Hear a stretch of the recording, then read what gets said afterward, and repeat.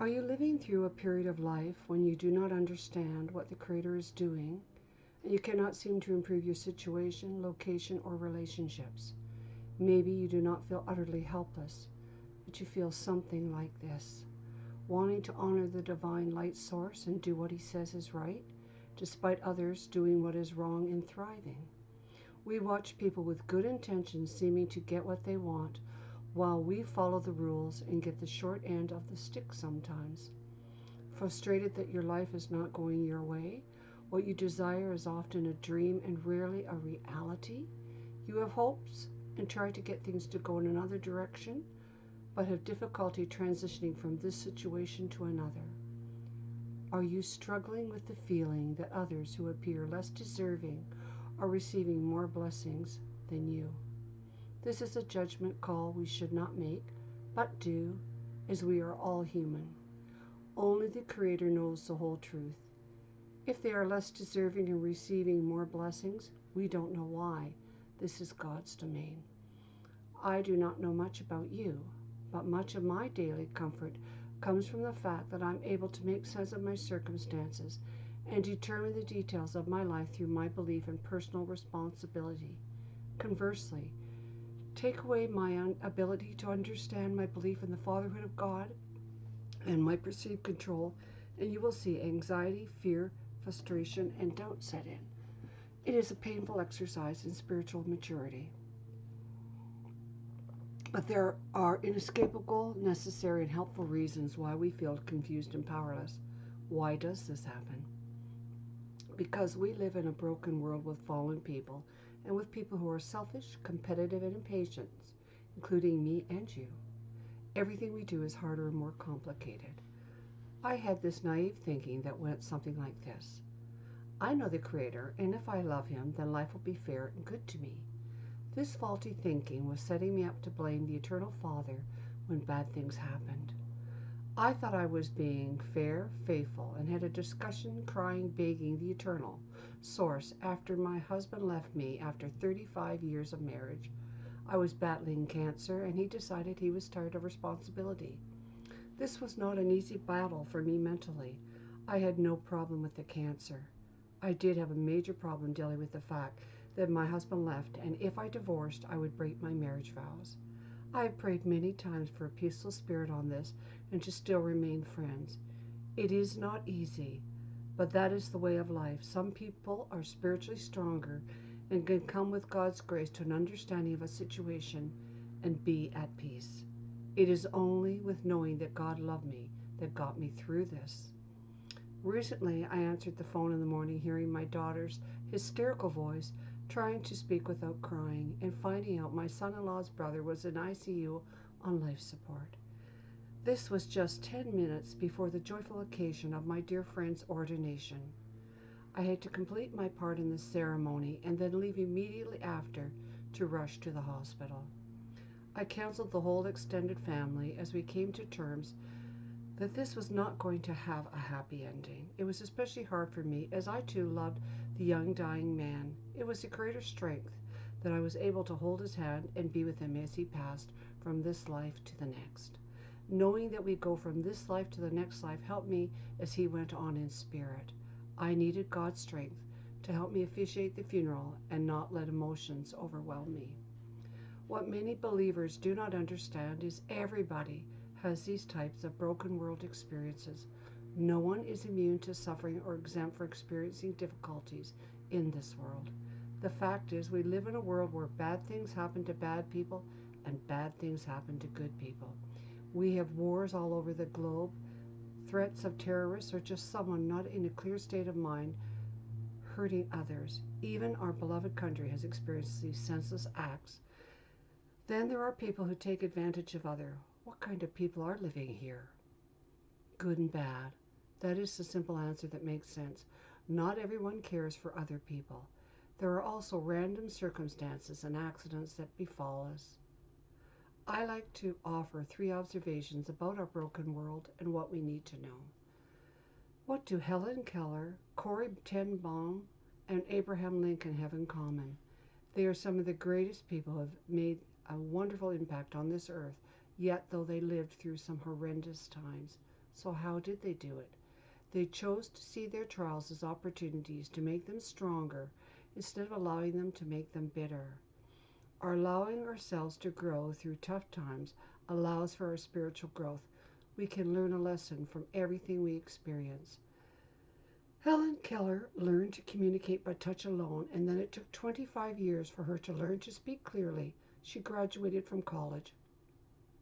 She became a well-known celebrity and lecturer by sharing her experiences with audiences and working on behalf of others living with disabilities. Corrie ten Boom was born in Haarlem, Netherlands in 1892 and grew up in a devoutly religious family. Corrie trained to be a watchmaker and in 1922 became the first woman licensed as a watchmaker in Holland. During World War II, she and her family harbored hundreds of Jews, saving over 800 to protect them from arrest by Nazi authorities. Betrayed by a fellow Dutch citizen, the entire family was imprisoned.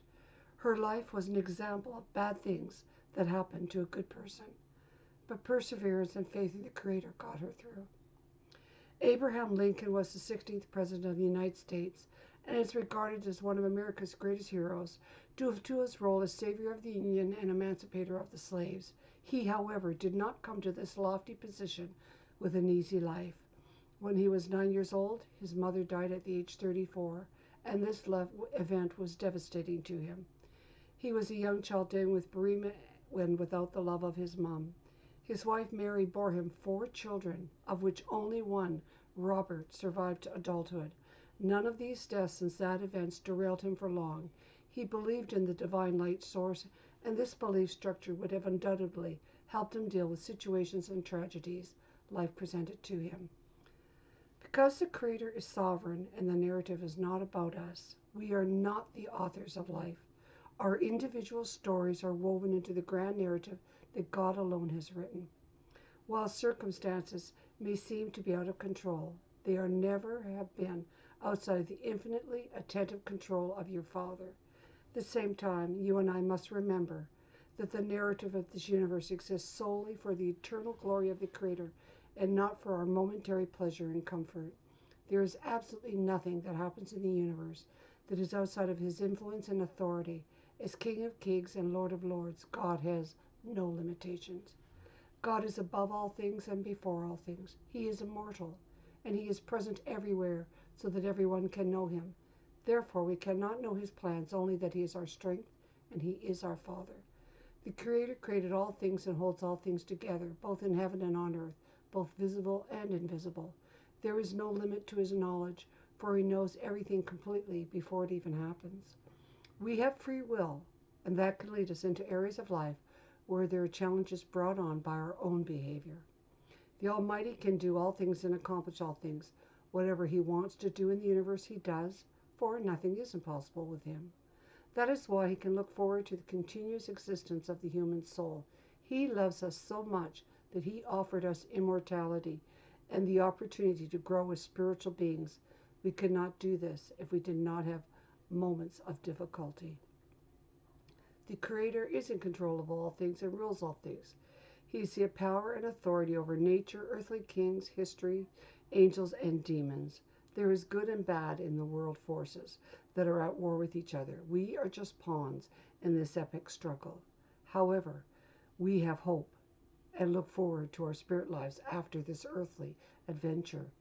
If you were to look up the word sovereign in the dictionary, you would find many words in its definition. The simple explanation is God is in control. Just as peasants always bowed before the king for fear of offending the one who had the authority to take their life, God's sovereignty compels us to bow before Him. God rules in love. He loves you and wants the best for you. The Creator promises that in all things He works for the good of those who love Him, who have been called to His purpose. The promise itself is a testimony to His sovereignty. It also gives us strength to get through the tough times that we don't understand. The Eternal Father makes that promise, and millions throughout history have testified to its truth because He has proven His ability to back it up time and time again. Because universal force is ministering to us and others, the Creator is the ultimate definition of what is wise, loving, and good. using these moments to rescue us from our bondage to the kingdom of self and to draw us into a greater allegiance to His kingdom.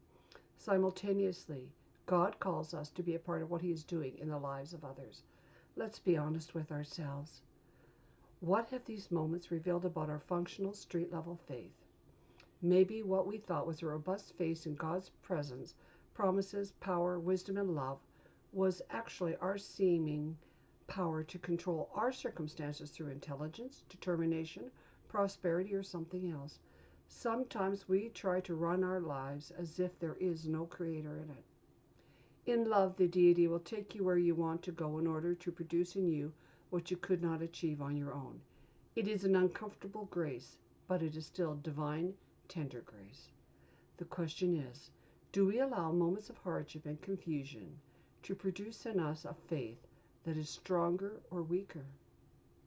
Have our responses to hardship and confusion drawn us closer to God or further away?